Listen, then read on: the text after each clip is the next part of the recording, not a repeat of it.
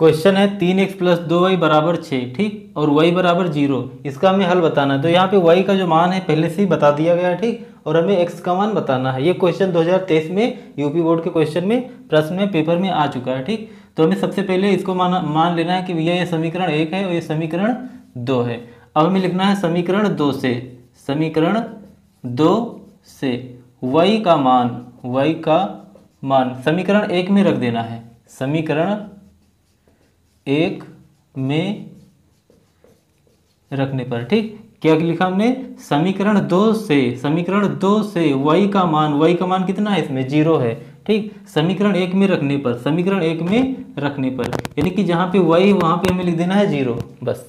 तो यहाँ पे हमें लिख देना है 3, कितना 3, और यहाँ पे x और यहाँ पे प्लस, ठीक, 3x और प्लस, और यहाँ पे 2, ठीक, और यहाँ पे भैया जो लिखा है 2 और y। अब यहाँ पे हमें 0 डायरेक्ट नहीं लिखना है, नहीं तो हो जाएगा 20। तो इनके बीच में है गुणे का निशान, तो यहाँ पे लगा देना है गुणे का निशान और यहाँ पे लिख देना है 0 और बराबर यहाँ पे 6। अब यहाँ पे 3x और प्लस 2 शून्यम 0 और बराबर कितना 6। अब 3x में जब 0 जोड़ेंगे कितना आएगा, 3x ही आएगा। तो हमें लिख देना है 3x और बराबर कितना 6। अब 3 एक कम 3 और 3 दूनी 6, यानी कि x का मान कितना आया, 2 आया, और y का मान पहले से ही पता है 0। तो इनके हल क्या हैं, 2 और 0, ठीक।